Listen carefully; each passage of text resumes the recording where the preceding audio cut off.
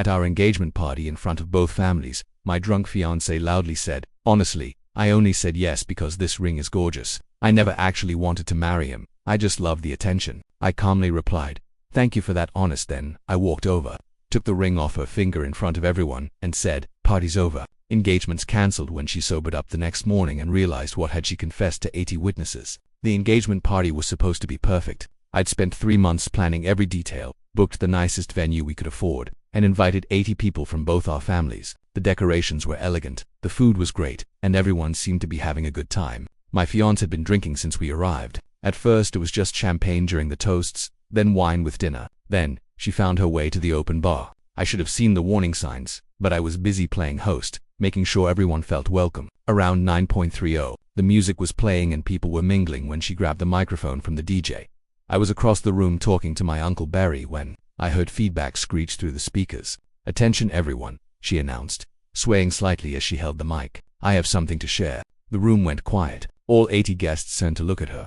My stomach dropped because I knew that tone. Nothing good ever came after she'd been drinking and wanted everyone's attention. "Honestly," she said, her voice carrying clearly through the sound system, "I only said yes because this ring is gorgeous. I never actually wanted to marry him. I just loved the attention." The silence that followed was deafening. You could hear a pin drop. Aunts, uncles, cousins, friends. Everyone just stared. My grandmother's mouth fell open. Her father looked like he wanted to disappear into the floor. I walked over calmly, took the microphone from her hand, and spoke into it clearly. "Thank you for that honesty." Then I reached for her left hand and slipped the engagement ring off her finger. The 3-carat diamond that had cost me 4 months of salary came off easily. "Party's over," I announced to the room. "Engagements Kim lead." I handed the microphone back to the DJ and walked toward the exit. Behind me I could hear the chaos starting. Gasps, whispers, someone's chair scraping against the floor. Her voice cut through the noise. "Wait, I didn't mean I was just joking." But I kept walking. I'd heard enough truth for one evening. The venue coordinator was standing by the door with a confused expression. I told him the party was ending early, thanked him for his service, and headed to my car. As I drove home, my phone started buzzing with text messages, but I turned it off. I needed silence to process what had just happened. She'd confessed in front of 80 witnesses that our entire relationship was a sham, that she'd been using me for the ring and the intention of being engaged. The funny thing is, I almost felt relieved. For months something had felt off about our relationship, but I couldn't put my finger on what. Now I knew exactly what it was. I got home, poured myself a drink, and sat in my living room thinking about how I'd dodged the biggest bullet of my life. Tomorrow was going to be interesting when she sobered up and realized what she'd done. My phone started ringing at 6:30 in the morning. I'd been awake for an hour already, drinking coffee and mentally preparing for what was coming. The caller ID showed her number, but I let it go to voicemail. Then it rang again and again. I finally answered on the 4th call. "Where are you?" she asked immediately, her voice shaky. "I woke up at my sister's place and you're not here." "What happened last night?" "Everyone's acting weird and won't talk to me." I took a sip of my coffee and set it down carefully. "You don't remember." "I remember the party. I remember drinking, but everything after dinner is kind of fuzzy. Did we have a fight? Why am I at Autumn's house instead of yours?" She genuinely didn't remember. The alcohol had wiped out her memory of the most important moment of the entire evening. I almost laughed at the irony. "You made an announcement," I said calmly, "in front of everyone. You told the entire party that you only said yes to my proposal because you liked the ring, that you never wanted to marry me, that you just enjoyed the attention." The silence on the other end lasted so long, I thought the call had dropped. What? No, I didn't say that. I wouldn't say that. You did. You grabbed the microphone and confessed everything to 80 witnesses. Your parents, my parents, our friends, our co-workers, everyone. I could hear her breathing getting faster. "That's not. I don't remember saying that." "Are you sure?" "Maybe you misunderstood." "There's no misunderstanding. You were very clear." "So, I took the ring back and cancelled the engagement in front of everyone." She started crying. Not the gentle tears of someone who's upset, but the panicked sobbing of someone who's realized they've destroyed their life in one drunken moment. "I need to see you," she said between sobs. "I need to explain. I was drunk. I wasn't thinking clearly. You know I didn't mean it. Actually, I think you meant every word. Alcohol doesn't make people lie. It makes them tell the truth they usually keep hidden. That's not fair. I was wasted. People say stupid things when they're drunk. 80 people heard you say it. Your maid of honor recorded it on her phone because she thought you were giving a cute speech. So no, this isn't something we can pretend didn't happen." The crying got louder. "Please, can we just talk face to face? I can explain everything." "There's nothing to explain. You told everyone exactly how you felt. The engagement is over."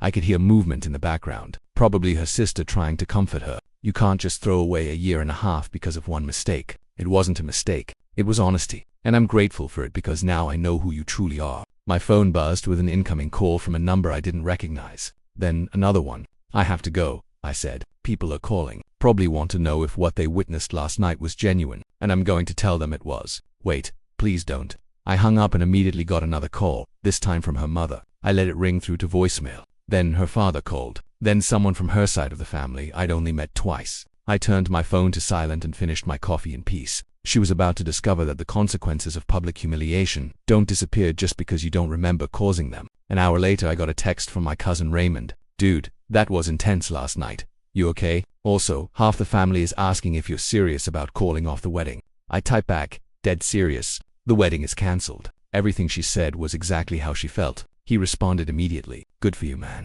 Nobody should settle for someone who doesn't actually want them. That was the first of many supportive messages I'd received that day. Turns out when someone publicly confesses they're using you, people tend to side with the victim pretty quickly. By noon, the story had spread through our social circle like wildfire. My phone was buzzing constantly with calls and texts from people who'd been at the party. Most were checking on me, but a few were fishing for gossip. I was at the hardware store picking up supplies for a project when I ran into a Hunter Wells, a guy I'd worked with 2 years ago. He approached me with a concerned expression. Hey man, I heard about what happened last night. That's rough. You doing all right? Word was traveling fast. Hunter hadn't even been at the party. I'm fine, I said, loading screws into my cart. Actually, I'm better than fine. Found out the truth before I made a huge mistake. That's one way to look at it. Takes guts to handle it the way you did. I was loading my truck when my phone rang. It was Courtney Barker, one of her bridesmaids. I can't believe what happened, she said as soon as I picked up. I've been friends with her for 5 years, and I've never seen her act like that.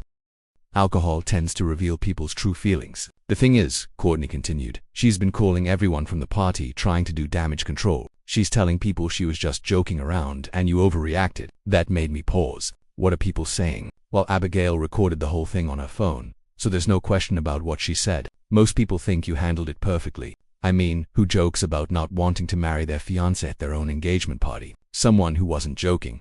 Exactly. Look, I was supposed to be in your wedding, but I wanted you to know that I think you dodged a bullet. She's been obsessed with that ring since you gave it to her. Always posting pictures, always showing it off to strangers. After I hung up, I drove to my brother's place. Elijah was working in his garage and looked up when I pulled in the driveway. Heard you had quite a night, he said, wiping his hands on a rag. News travels fast. Mom called this morning. She said Aunt Lois was at the party and gave her a full report. Apparently the whole family is talking about it. I leaned against his workbench. What's the consensus? That you handled it like a boss. Dad said he would have done the same thing. Mom's proud of you for not putting up with disrespect. And her family, from what I hear, they're embarrassed. Her dad called Mom this morning apologizing for his daughter's behavior. Said he didn't raise her to act like that. That surprised me. I'd expected her family to close ranks and defend her. Her mom, on the other hand, is apparently furious with you. It says, you humiliated their daughter in public and could have handled it privately. She humiliated herself. I just responded to what she said. My phone rang again. This time it was Daisy Cummings, our former wedding planner. I'm so sorry to hear about last night, she said. I wanted to reach out because I assume you'll want to cancel all the vendor contracts. Yes, everything needs to be cancelled. I'll start making calls today. Most vendors will return deposits since it's still 8 weeks out. I'll email you a list of what we can recover and what we can't.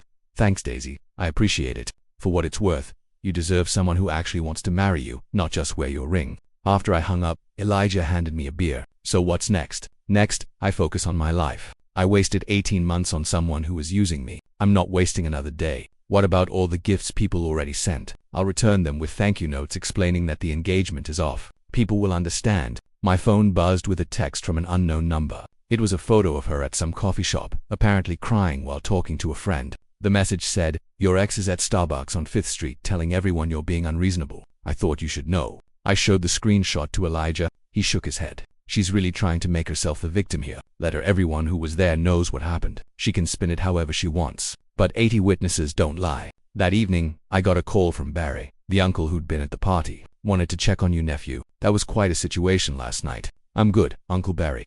Better off without her. No argument here. Your grandmother called it, by the way. She never liked her. Said something always felt off about that girl. Grandma's got good instincts. She does. And she wanted me to tell you she's proud of how you handled yourself. Said you showed real character walking away with dignity instead of causing a scene. As I went to bed that night, I realized something interesting. In the span of 24 hours, I'd gone from being an engaged man planning a wedding to being single again. And instead of feeling devastated, I felt relieved. The people who mattered supported my decision. The people who didn't were showing their true colors. just like she had. It was turning out to be quite the revelation all around. Tuesday morning I was getting ready for work when someone knocked on my door. I looked through the peephole and saw her parents standing on my porch. Her father looked uncomfortable. Her mother looked determined. I opened the door but didn't invite them in. "We need to talk," her mother said immediately.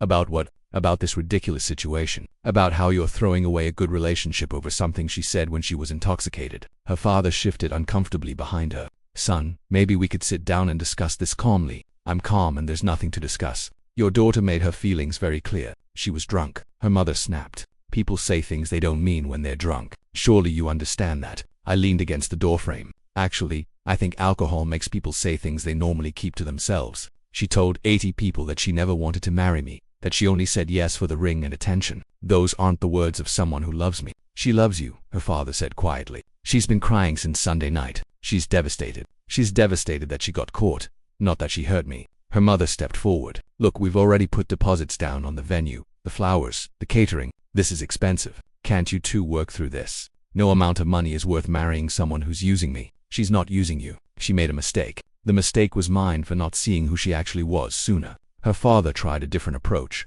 "We know our daughter. She can be immature sometimes, but she does care about you." This whole thing got blown out of proportion. "Mr. Hubert, with respect, 80 people witnessed what happened. There's no proportion to blow." She said what she said. Her mother's face was getting red. "So you're just going to abandon her after everything you two have been through?" "I'm not abandoning her. I'm refusing to marry someone who admitted she doesn't want to marry me." She was joking. Nobody jokes like that at their own engagement party. My phone rang. It was my boss calling about a client meeting. I looked at her parents. "I have to take this. We're done here." Her mother looked like she wanted to argue more, but her father put his hand on her arm. "We'll be in touch," he said. "Don't bother." I closed the door and answered my phone. Through the window, I watched them walk back to their car, her mother gesturing angrily while her father just looked tired. That afternoon, she showed up at my office. My coworker Audrey came to my desk looking awkward. "There's someone here to see you. That says it's personal." I looked toward the lobby and saw her sitting in one of the waiting chairs, dressed up like she was going to a job interview. Professional clothes, perfect hair, makeup to cover the fact that she'd obviously been crying. "Tell her I'm busy. She says she'll wait." I sighed and walked to the lobby. She stood up the moment she saw me. "We need to talk." "No, we don't. And you can't just show up at my workplace. You won't answer my calls. You won't see me. What else am I supposed to do? Move on like I'm doing?" She looked around the lobby, aware that people could overhear us. "Please, just give me 5 minutes. You had your moment to speak at the party. You said everything you needed to say. I was drunk. I didn't mean any of it. Keep your voice down. This is my workplace." She lowered her voice, but kept talking. "I know you're hurt, but please don't throw us away because of one stupid mistake." "It wasn't a mistake. It was the truth. And I'm grateful you finally told it. I love you. I want to marry you. The ring doesn't matter. The attention doesn't matter. I just want us to be together." I looked at her carefully. "If the ring doesn't matter, then you won't mind that I returned it yesterday." Her face went pale. "You returned it, got the full refund, figured I might need the money since I had to cancel a wedding." She stared at me like I'd slapped her. "You can't just return an engagement ring." "I can when the engagement is cancelled. But what if we work things out?" "We won't. There's nothing to work out. You told me exactly how you felt, and I believe you. People are taking sides. They're making me out to be some horrible person. I haven't said anything bad about you to anyone. I've just told them the truth about what happened. Your family hates me now. My family heard what you said. They formed their own opinions." She started crying again. "This is ruining my life. You ruined your own life when you decided to confess your true feelings in front of 80 people. Can't you just forgive me? Can't we start over?" I looked at her standing there, desperate and panicked, and felt nothing but pity. 2 weeks ago, I thought I was going to marry this person. Now, she felt like a stranger. "There's nothing to forgive. You were honest about how you felt. I'm grateful for that honesty. But we're done." I walked back to my desk without looking back. Audrey came over a few minutes later. She left. She was crying pretty hard. "Good. Maybe she'll stop showing up places I work. For what it's worth, I think you're handling this well. Nobody should have to marry someone who doesn't actually want them." That was becoming the common sentiment. And honestly, it felt good to be supported by people who actually cared about my well-being instead of just avoiding embarrassment. Over the next week, her attempts to win me back became increasingly desperate and public. It started with flowers delivered to my office every morning, expensive arrangements with cards that said things like, "I'm sorry and please forgive me and I love you more than anything." I had them donated to the hospital down the street. Then she started showing up places she knew I'd be.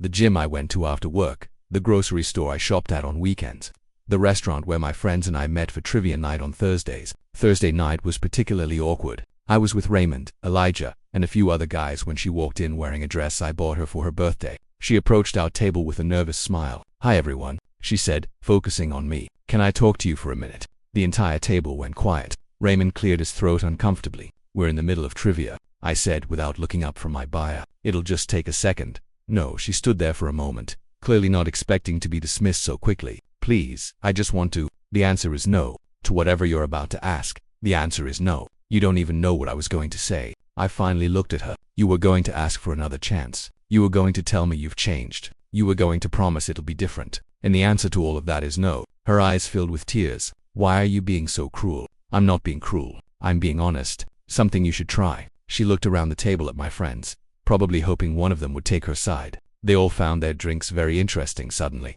"Fine," she said, her voice shaking. "But this isn't over." "Yes, it is." She left, and our trivia night continued. But the mood was definitely dampened. "Dude," Raymond said after she was gone. "That was intense. She's not getting the message.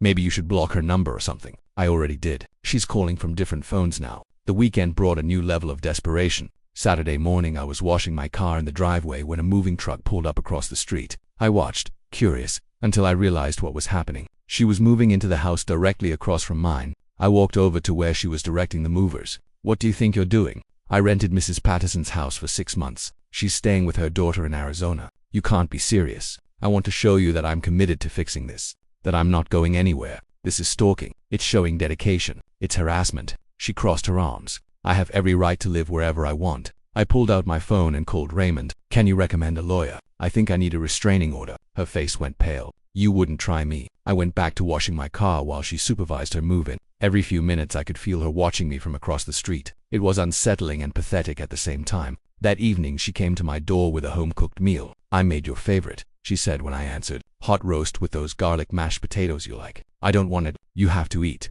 And I know you hate cooking for yourself." "I'll order pizza. Please, just let me cook for you." "Like old times." "There are no old times. There's just the time before I knew who you actually were." "I am who I've always been." "No, you're who you pretended to be. The person who grabbed that microphone is who you actually are." She started crying again. "I made a mistake. One mistake." "Why can't you forgive me?" "Because it wasn't a mistake. It was the truth. You admitted you never wanted to marry me. You admitted you only cared about the ring and the attention. Those aren't things people say by accident. But I take it back. I take it all back. You can't take back the truth." I closed the door and watched through the window as she stood on my porch holding the pot roast, crying. Eventually, she walked back across the street to her temporary house.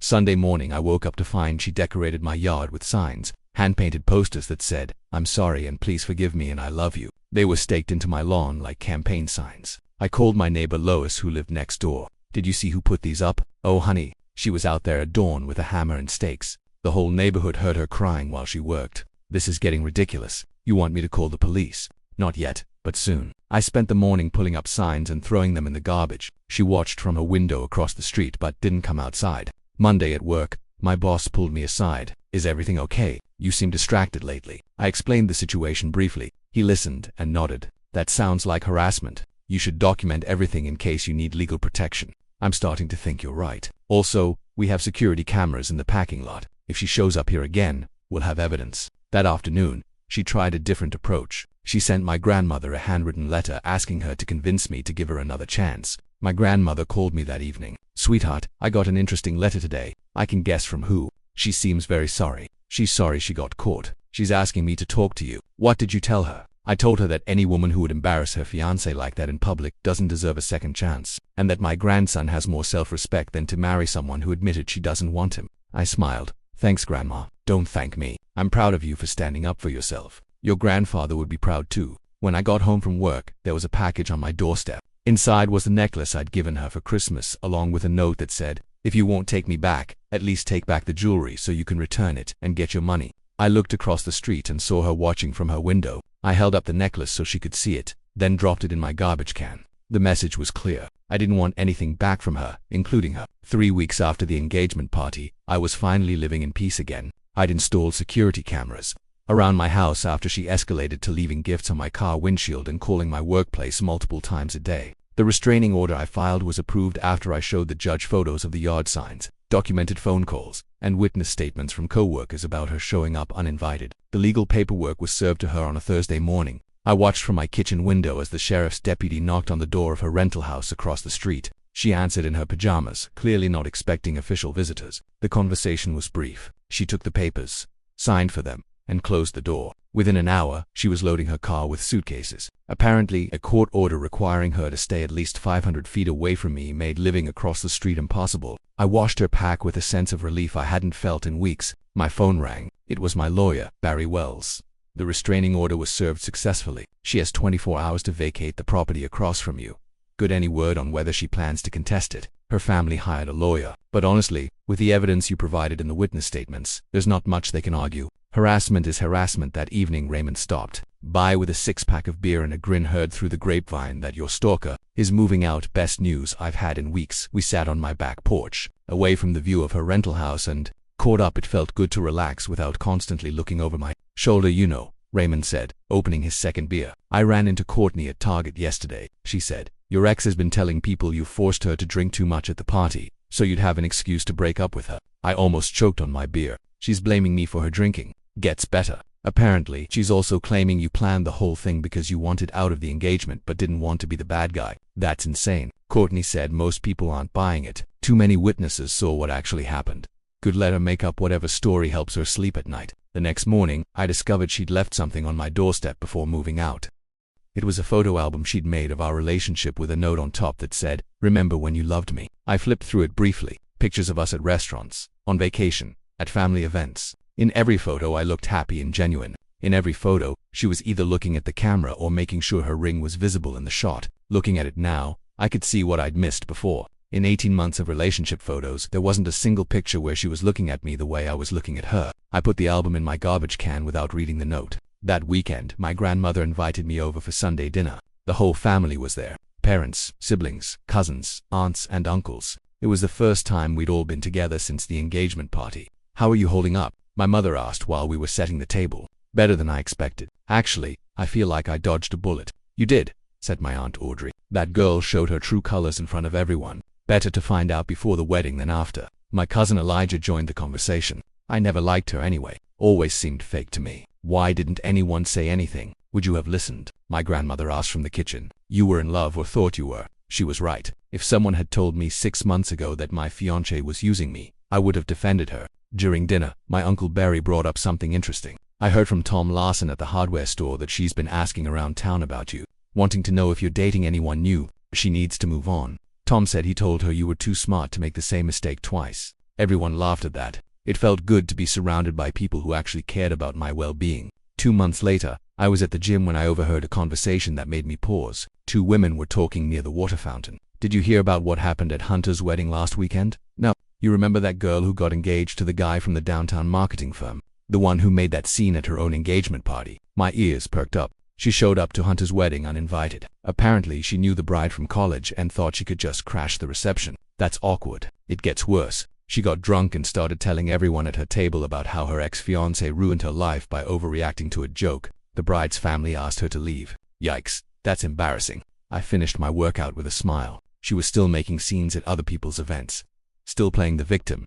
Still not taking responsibility for her actions. 6 months after the engagement party, I was genuinely happy. I'd started dating again. Nothing serious yet, but it felt good to meet people who were interested in me as a person, not as a provider of expensive jewelry and social status. I was at a barbecue at Raymond's house when someone mentioned seeing her at a bar downtown the previous weekend. She was telling anyone who would listen that she dodged a bullet when her controlling ex broke up with her, said he was obsessed with money and status. The irony was hilarious. The person who admitted she only cared about my ring was now claiming I was the one obsessed with money. Did anyone believe her? I asked. Not really. Too many people know what actually happened. That's the thing about truth. It has staying power. Her version of events kept changing, but the facts remained the same. 80 people heard her confession. Video evidence existed. No amount of revision could change what happened that night. A year later, I was completely over the entire situation. I'd learned valuable lessons about recognizing genuine feelings versus performance. I'd learned to trust my instincts when something feels off. Most importantly, I'd learned that sometimes the worst thing that can happen to you turns out to be exactly what you needed. I never saw her again after she moved out of the rental house. According to mutual friends, she eventually left town entirely, claiming she needed a fresh start somewhere people didn't know her business. I kept the restraining order active for the full year just in case, but she never violated it. Apparently, legal consequences were more motivating than my repeated rejections had been. These days, when people ask me about the engagement party disaster, I tell them it was the best thing that ever happened to me. It saved me from marrying someone who would have made my life miserable. And whenever I see that 3-carat diamond ring advertised online by the jewelry store, still available for purchase, I smile and remember how close I came to wasting it on someone who valued it more than she valued me. The truth really did set me free, even if it took a microphone and 80 witnesses to finally hear it.